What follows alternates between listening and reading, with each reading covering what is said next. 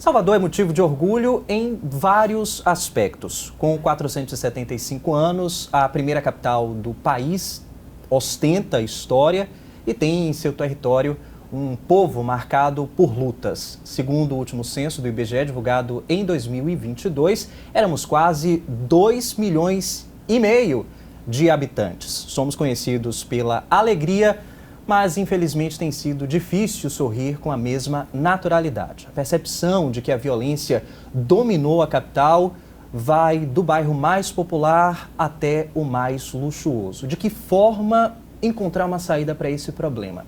Esse é o assunto do Questão de Ordem de hoje, que acaba de começar. Os projetos de lei que circulam na Câmara Municipal de Salvador influenciam diretamente a vida de milhões de soteropolitanos. Debater com autores e opositores cada um desses projetos é o papel desse programa. Fique com a gente no Questão de Ordem. Muito bem, e hoje para conversar conosco o vereador Augusto Vasconcelos, ele que é advogado, também professor universitário e mestre em políticas sociais. Aqui na Câmara de Salvador também atua como ouvidor geral. Bem-vindo, vereador. Tudo bem? Poxa, muito obrigado pelo convite. Agradeço a toda a TV Câmara por essa oportunidade para a gente poder conversar de um tema tão sério que é segurança pública. E tão sensível, né? Bom, violência é algo que sempre existiu e talvez seja um problema do qual o brasileiro não consiga se libertar com tanta facilidade, dada a complexidade. De todo modo, não é admissível que isso seja normalizado como vem acontecendo nos últimos tempos. E aí eu lembro da expressão que diz que o mal precisa ser cortado pela raiz. Na opinião do senhor, onde é que está a raiz? O tema da segurança pública, de algum modo, ele foi interditado no debate porque foi contaminado por visões extremistas relacionadas à forma de enfrentar a onda de violência que vivemos, que não é um fenômeno somente brasileiro. Há repercussões, inclusive, internacionais. O crime organizado, por exemplo, tem desdobramentos e células de atuação que envolvem diversos países. Ou seja, não é um tema tão simples de enfrentar. Mas é necessário termos políticas públicas onde haja um compartilhamento de esforços de todos os entes da federação.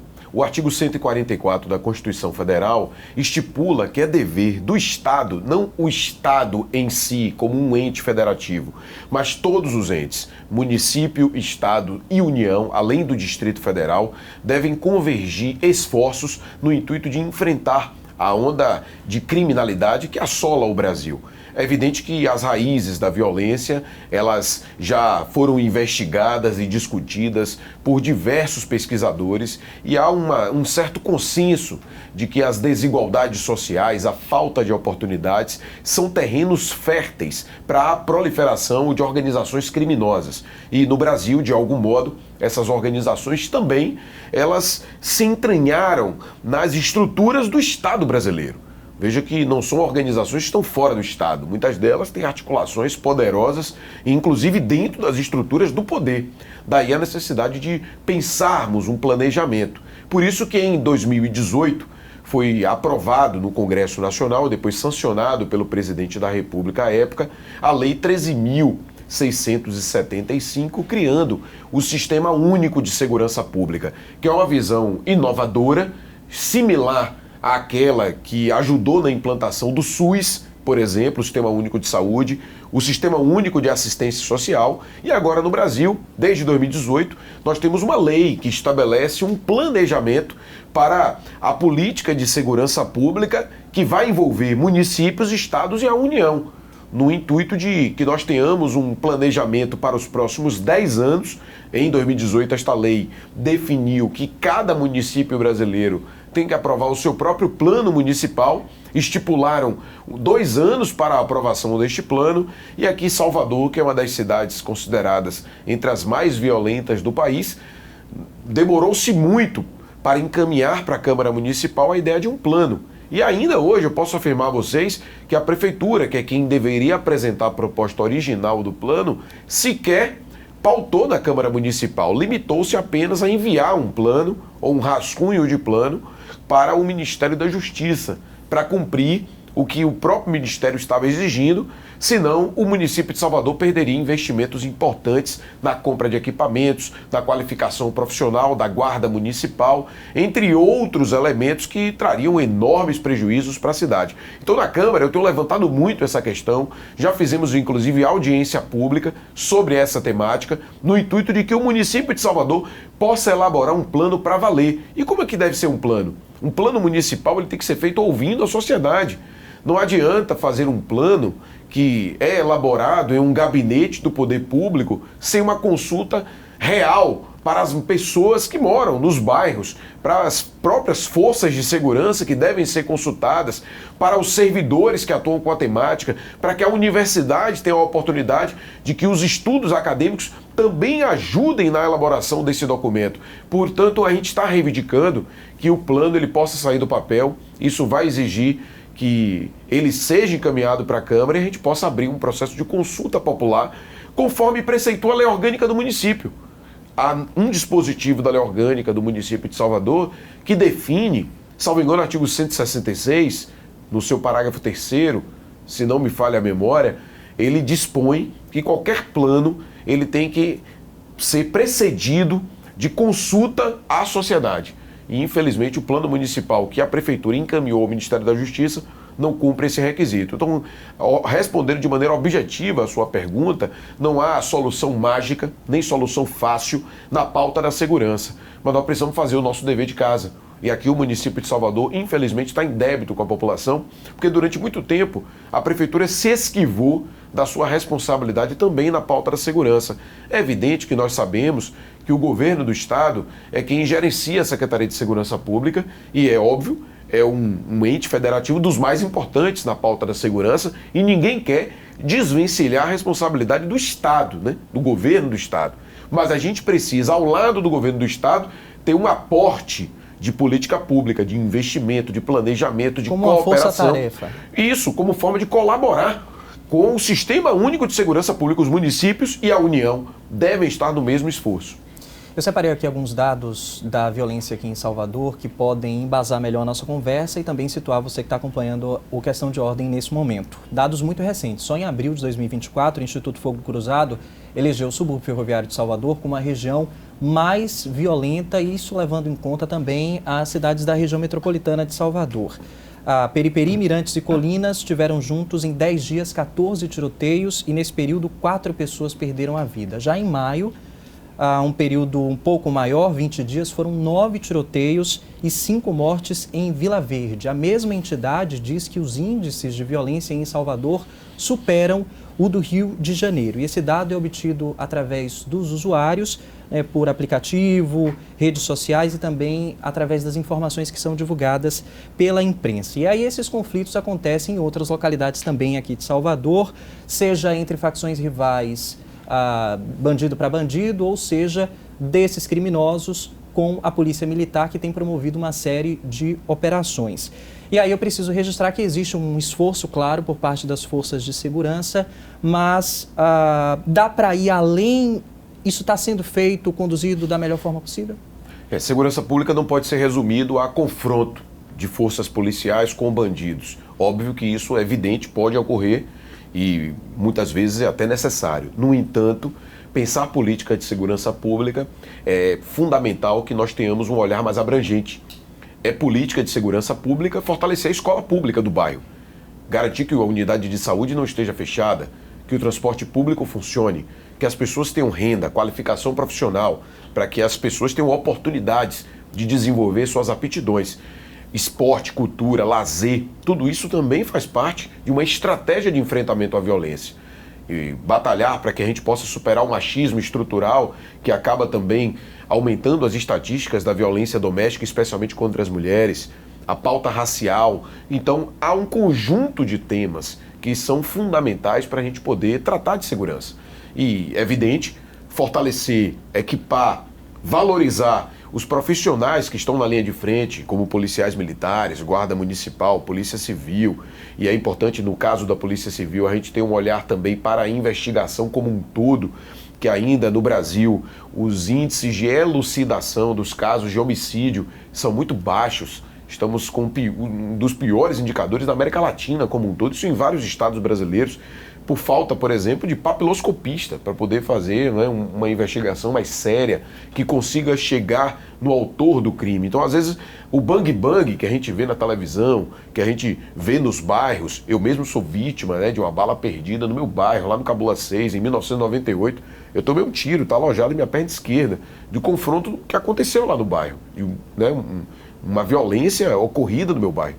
Eu, graças a Deus, tive a sorte de estar aqui sem sequelas, mas quantos e quantos jovens não tiveram essa mesma oportunidade, perderam suas vidas ou ficaram lesionados para sempre, ficaram inválidos, e pessoas que deixaram ali, inclusive na sua idade produtiva, né, perderam a vida e a capacidade até do trabalho, muitas vezes. Então é necessário que a gente trate essa questão de uma maneira mais séria, né, sem o sensacionalismo para ganhar likes. Porque eu vejo muita gente falar, critica a segurança, ou você vai para o extremo, vai mais violência, aposta mais na violência, ou então você vai para o outro extremo, que nega a atuação das forças de segurança. Acho que nós temos que ter uma visão equilibrada, que proteja o trabalhador, que é um trabalhador, o policial que está ali, o guarda municipal, o policial civil, o policial federal, o policial rodoviário.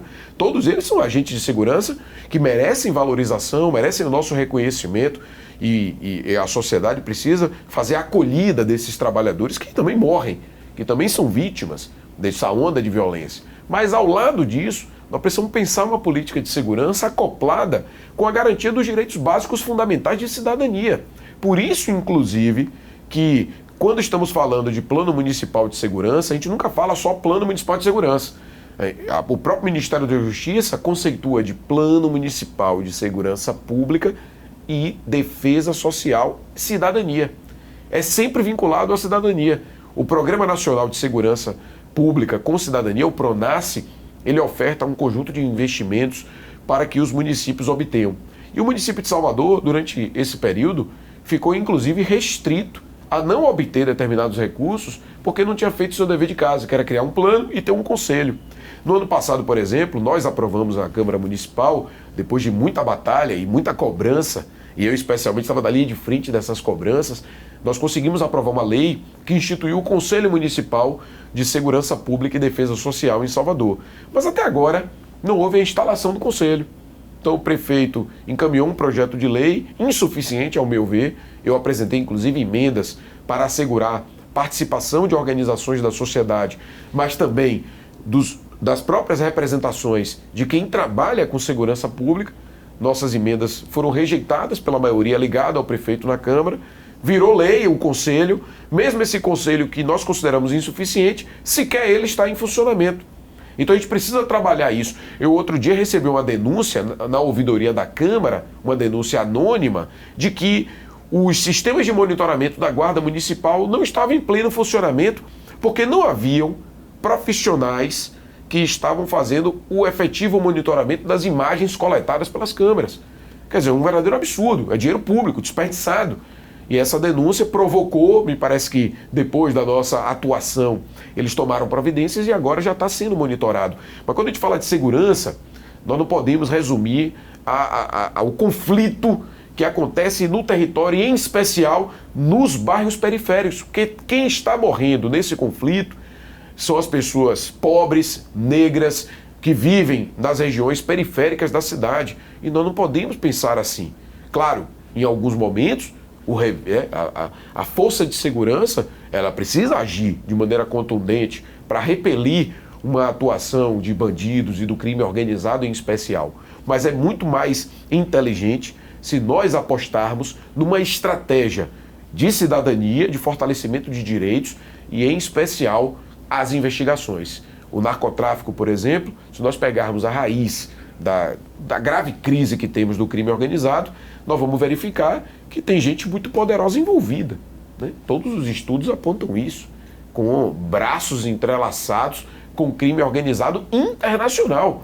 Então você não vai resolver isso apenas ocupando um território de um bairro periférico. Você tem que tratar isso de uma maneira mais abrangente. Mas para isso tem que ter coragem, que a gente vai mexer com gente muito poderosa. Então é necessário ter coragem. Acho que a Câmara Municipal deu um passo importante ao aprovar o Conselho, mas a gente segue cobrando que o prefeito encaminhe um plano para que a gente possa elaborar a consulta popular e ter uma política de segurança para Salvador que consiga fazer a convergência de esforços entre União, Estados e o município. Não dá para pensar política de segurança em Salvador se a gente não tiver, por exemplo, a presença da Polícia Rodoviária Federal. Grande parte das rotas aqui tem a ver com a BR-324, entre outras rodovias do nosso estado. Não dá para pensar política de segurança sem a participação da Marinha, né? Salvador é o maior litoral do país. Então, como pensar uma estratégia de segurança que não seja apenas essa visão do confronto direto, mas pensando de maneira mais integrada, e é isso que a gente tem batalhado para que Salvador possa sair, né, desse cenário tão ruim que infelicita todo o nosso povo. O senhor tem razão quando fala sobre a abrangência da discussão sobre violência e segurança de uma forma geral. Eu utilizei o exemplo dos confrontos porque talvez ele seja o mais ruidoso, né? Um problema que, de uma forma geral, ele se espalha de uma maneira muito silenciosa. E eu digo isso porque recentemente a Rede Brasileira, o Observatório Brasileiro de Segurança Pública, indicou que aqui em Salvador a gente teve um agravamento dessa questão da violência por causa da migração de algumas facções, sobretudo da região nordeste, ou melhor, sudeste do país, Rio de Janeiro e São Paulo. E isso trouxe um peso maior e, juntamente com a atuação da polícia militar, as forças de segurança de uma forma geral, isso vem resultando nesses confrontos que acontecem com muita frequência, especialmente no ano de 2024. E aí muitas pessoas questionam se o Estado falhou em relação a essa vinda desses grupos criminosos que antes não atuavam aqui e hoje disputam território. Com certeza nós podemos afirmar que o Estado comum, do ponto de vista mais global, né? Quando eu falo Estado, é o poder público de um modo geral, incluindo os governos federal, estadual e municipal, no Brasil falharam e falharam muito na pauta da segurança. Foi uma agenda historicamente negligenciada do debate, negligenciada de investimentos e negligenciada também numa discussão mais séria sobre raízes da violência. E, de algum modo, eu acredito que essa ausência da presença do Estado com educação, saúde, cultura, esporte, lazer, com a integração das comunidades, com transporte público eficiente e a própria desigualdade brasileira, que é imensa. Imagina, nós estamos falando de um país onde 1% da população detém mais da metade da riqueza do país. E a outra metade mais pobre, quer dizer, os 50% mais pobres da população brasileira, ganham a mesma coisa que apenas 1% mais rico. Então, uma desigualdade social imensa que, se nós olharmos a mancha da violência, se percebermos assim, principalmente com o uso de armas de fogo, a gente vai detectar, né, que geralmente em locais onde os índices de desenvolvimento humano são piores, justamente onde a ausência do Estado, a efetividade da política, ela não se concretiza, vira terreno fértil para a proliferação e o recrutamento de jovens e até de crianças para o crime organizado. Então é necessário pensarmos como tratar essa questão de uma maneira que não seja apenas do factoide, né, do ruidoso, dos confrontos que acontecem nas comunidades, porque acaba colocando em risco a vida dessas pessoas, a vida da população inocente, a vida inclusive de crianças que morreram por bala perdida e tantas pessoas que foram vítimas, e até as forças policiais que perdem também, né, agentes da segurança pública nesses confrontos. Então é fundamental que a gente pense uma estratégia. Isso não é fácil, né? É fácil falar, mas para implementar é bem difícil, porque muitas vezes a própria população quer solução rápida. E essa mesma sociedade, ela também precisa ser envolvida no diálogo, para a gente poder debater com mais seriedade, pegar exemplos do que aconteceu em outros países do mundo e pegar essas experiências também, estudar melhor, investigar melhor e ter essa certeza de que é possível fazer segurança pública com cidadania, com a garantia de direitos e que a gente possa, principalmente, assegurar que as pessoas elas tenham o que está na Constituição. O artigo 5º da Constituição precisa sair do papel e garantir que os objetivos fundamentais da República, que estão descritos no artigo 3º, eles possam ser o nosso fio condutor, a nossa esperança para dias melhores para a população. Rápida pausa no Questão de Ordem, hoje recebendo o vereador Augusto Vasconcelos. E a seguir, o debate no plenário Cosme de Farias, e a gente fala também um pouco mais sobre o Plano Municipal de Segurança. Até já.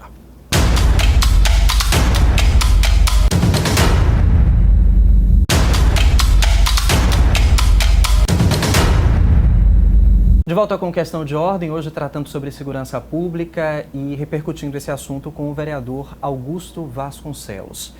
Estamos falando sobre a discussão no plenário Cosme de Farias, mas há também outros pontos a serem abordados quando a gente fala sobre violência. E o senhor, como advogado que também é, certamente já ouviu que polícia prende e justiça solta. E a audiência de custódia é um instrumento que divide opiniões. O país precisa de leis mais rígidas? Boa pergunta. A audiência de custódia é um avanço civilizacional. Outras experiências internacionais demonstram isso, para você evitar o arbítrio e assegurar a possibilidade de um momento ali imediato, né, logo após a prisão, para que o custodiado ele tenha a oportunidade de ter esse diálogo com o poder público, que é o juiz, que naquele momento ali vai garantir que as questões relacionadas à legalidade daquela custódia, daquela prisão, né, daquele momento ali, de cerceamento de liberdade, elas sejam atendidas. Então isso é um avanço. Agora, o problema do Brasil não é um problema de legislação. A gente tem uma legislação, óbvio, que pode ser aperfeiçoada em muitos aspectos. Eu, inclusive, acho que grande parte das questões que envolvem o tema da segurança se relacionam com um olhar equivocado em relação à política sobre drogas, que a gente precisa aperfeiçoar. Eu sou um dos defensores da tese de que a gente precisa tratar dessa questão com um olhar menos preconceituoso à pauta, assegurando que a sociedade ela seja municiada das informações do grau de prejuízo que tem as drogas para a vida das pessoas, mas ao mesmo tempo olhando que o enfrentamento a essa questão ele não pode ser feito apenas com a esfera do confronto, né, do confronto armado e da prisão, porque quem está sendo preso é a população preta, pobre da periferia. E a gente precisa discutir o racismo estrutural que também ele acaba contaminando a lógica do direito penal. Mas é importante mencionar que esse clamor da sociedade, né, por penas mais rigorosas, por mais punição, em geral, todas essas iniciativas elas não deram certo, né, no geral. Porque o grave problema do Brasil, o Brasil tem leis, inclusive, para punir diversos tipos penais. Mas se você olhar mesmo, grande parte de crimes, como eu citei no bloco anterior, crimes contra a vida, crimes violentos, com utilização de arma de fogo ou com outro tipo de artefatos, esses crimes, grande parte deles sequer são elucidados. Então não adianta nada, você pode aumentar a pena e a pessoa não sequer ser presa, porque não há instrumentos para essa investigação. Então eu avalio que é muito melhor a gente pensar uma estratégia que aposte na inteligência, que aposte nos monitoramentos, na investigação, que nós tenhamos mais profissionais dedicados a essa tarefa, que com vistas a elucidar os crimes, do que propriamente sair agora com uma enxurrada de aumento de penas. Porque efetivamente o problema do Brasil não é o aumento da pena. O problema do Brasil é garantir. Porque para você manter alguém preso, você tem que assegurar que haja uma responsabilização justa. Para isto, a investigação é essencial. Para você poder formar o juízo, né, dali de quem vai julgar, seja um crime contra a vida através do tribunal do júri, ou um crime doloso contra a vida, seja também através de um juiz singular ou um tribunal numa fase recursal, para que ele possa avaliar, tem que ter as provas no processo. E o grande problema, o grande gargalo da punição hoje é a prova do processo. Então a gente precisa apostar muito na inteligência, nos sistemas de monitoramento e também, eu citei aqui o caso da ausência de profissionais papiloscopistas. O número de profissionais dessa área é muito pequeno. O número de peritos, né, que tem capacidade de elucidar crimes bárbaros e crimes que podem ajudar a elucidar outros crimes, como são os casos de crimes que envolvem organizações criminosas, né? Então é fundamental apostarmos com mais investimentos, com mais dedicação na polícia técnica.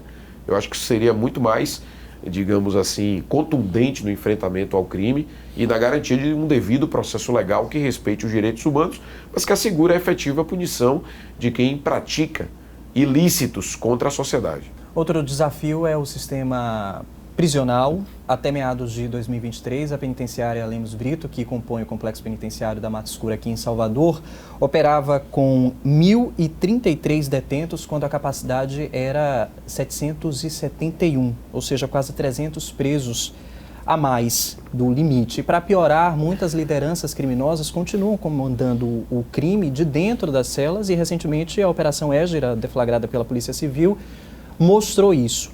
O que fazer para que esses espaços cumpram o papel de ressocialização, não se transformem em verdadeiras escolas para o crime?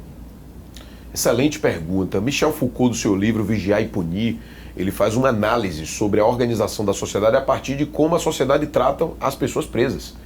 Nós precisamos assegurar que a política penitenciária cumpra seu principal objetivo, descrito na Lei de Execuções Penais, a Lei 7.210, e que também está contida na Constituição Federal, cujo objetivo é ressocialização. A pena não é vingança. É óbvio que se um ente querido da nossa família, né, sofre um homicídio, por exemplo, é indignante, né? A sociedade, a comunidade, ela fica ali com sede, né, com sangue nos olhos para poder realizar uma punição e até uma eventual vingança punitiva.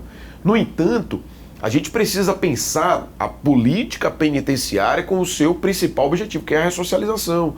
Caminhos para que a gente possa retirar do convívio em sociedade a pessoa que pratica o crime, mas também não devolvê-la pior, porque é isso que tem acontecido. Às vezes a pessoa entra no sistema penitenciário por ter praticado um furto de alimento, por exemplo, ou um furto de menor potencial ofensivo, e cai numa penitenciária superlotada, dominada por facções, onde a pessoa inclusive fica devendo favor, né, dentro desses locais, o Estado não consegue coibir e ao mesmo tempo a pessoa acaba se vinculando a um crime organizado, uma quadrilha, e sai da penitenciária praticando crimes mais violentos. Isso é inaceitável. Nós precisamos ter uma política penitenciária que assegure o que está previsto na própria lei. A lei federal já diz quais são as diretrizes de uma política penitenciária, mas de fato o Brasil hoje vive um processo de encarceramento em massa, principalmente na população negra, na população pobre e jovens. Então é necessário pensarmos a raiz disso. Ao invés de fazermos da penitenciária a escola de formação criminosa que tem virado hoje, mesmo com os esforços que reconheço que têm sido adotados pelas secretarias estaduais de administração penitenciária, esforços de organizações e até de segmentos religiosos que tentam trabalhar o tempo inteiro no intuito de assegurar a ressocialização, mas a gente precisa pensar como a política penitenciária tem que estar associada com os ditames constitucionais e legais, e não virando aí uma escola de formação do crime. Por isso, eu penso que a gente precisa ter um olhar do que antecede a prática criminosa. Então, assegurar a igualdade de oportunidades, uma política efetiva de educação, de esportes, com equipamentos públicos nas comunidades, com a presença do Estado, não para punir e reprimir, mas com a presença do Estado para garantir que as pessoas tenham emprego, tenham renda, tenham oportunidade de desenvolver as suas habilidades, ter a plenitude da vida. Eu sei que isso pode parecer utópico, mas é o que nós devemos colocar como diretriz e como objetivo principal. Senão, a gente vai ficar aqui enxugando gelo, cada vez mais pessoas sendo presas, cada vez mais o crime organizado se fortalecendo, e as mesmas pessoas que propõem isso acabam também questionando o resultado final, que é o aumento da própria violência. Isso não dá mais. O Conselho Nacional de Política Penitenciária tem discutido de maneira séria essa temática, já apresentou um conjunto de ideias que têm sido debatidas em diversos fóruns, tem muitos especialistas estudando essa questão, e eu acho que está na hora da gente discutir uma política penitenciária associada com as diretrizes que estão na Lei 13.675, que instituiu o Sistema Único de Segurança Pública. Afinal de contas, viver em uma sociedade de paz é um direito de todas as pessoas. Vamos voltar a falar um pouquinho mais sobre o Plano Municipal de Segurança. O senhor promoveu várias audiências públicas discutindo a necessidade de contratar e investir em guardas municipais. Hoje, salvo engano, Salvador tem 1.500. É um número insuficiente? É um número insuficiente. O último levantamento que tivemos acesso, Salvador não tinha sequer 1.300 guardas municipais aqui na nossa capital. E havia uma expectativa, porque o prefeito anterior anunciou que contrataria cerca de 3.000 guardas. Não houve essas contratações. Salvador é uma cidade muito grande, né, do ponto de vista geográfico e do ponto de vista populacional. e são 170 bairros, e a Guarda Municipal hoje, com este efetivo, é insuficiente para apoiar, inclusive, as iniciativas que são realizadas por Polícia Militar, Polícia Civil, pela Polícia Federal. A Guarda Municipal ela não pode se limitar apenas à guarda de patrimônio, mas mesmo a guarda de patrimônio público, ela não é feita. Daí o alto índice de vandalismo, né? Imagine, o metrô de Salvador já parou algumas vezes porque teve furto de cobre. Então, se a Guarda Municipal não consegue sequer fazer, não pela falta de atitude dos profissionais que lá estão, muito pelo contrário, tem uma equipe muito qualificada que atua na Guarda Civil Municipal. Precisa de aperfeiçoamento, de valorização profissional, porque a sobrecarga é imensa. Quando a gente fala de 1.300 agentes da Guarda Municipal, nós estamos falando que esse número não são 1.300 na rua, que as pessoas tiram férias. Muitos estão afastados por motivo de doença. E você precisa preparar uma guarda municipal em turnos, porque ninguém fica 24 horas no ar sozinho. Você tem as equipes. Então nós estamos falando que o efetivo mesmo da guarda municipal à disposição da sociedade nas ruas é muito pouco. Então é necessário aumentar essas contratações. É uma reivindicação da própria Guarda Municipal, dos trabalhadores que lá atuam, e a gente está ao lado dessa categoria lutando por valorização profissional, mais contratações de servidores e pela efetivação daqueles que já foram aprovados em concurso. A gente falou sobre as audiências públicas. Naturalmente surgem muitas queixas. De que forma incentivar, estimular quem já está efetivado na Guarda Municipal? A gente fez, inclusive, 2 audiências públicas tratando da contratação de servidores em diversas áreas, e um dos locais que nós identificamos que tem o maior déficit é a Guarda Municipal. A gente reuniu com a comissão de aprovados, isso inclusive foi até o Ministério Público, tratamos desse tema no plenário da Câmara Municipal, conseguimos aprovar dotações orçamentárias para efetivar essa contratação, mas uma vez a pessoa na guarda, ela precisa ter carreira, ter valorização. Aprovamos no ano passado, depois de um esforço muito grande, um plano de carreira da Guarda Municipal, que é óbvio, tem muitas insuficiências, mas foi um passo importante e estamos lutando ao lado da categoria pelo seu aperfeiçoamento. Quando a gente fala de valorização da Guarda, isso vale também para a Polícia Militar, Polícia Civil, Polícia Federal, Polícia Rodoviária. Nós estamos falando de homens e mulheres que colocam suas vidas muitas vezes em risco para proteger a sociedade.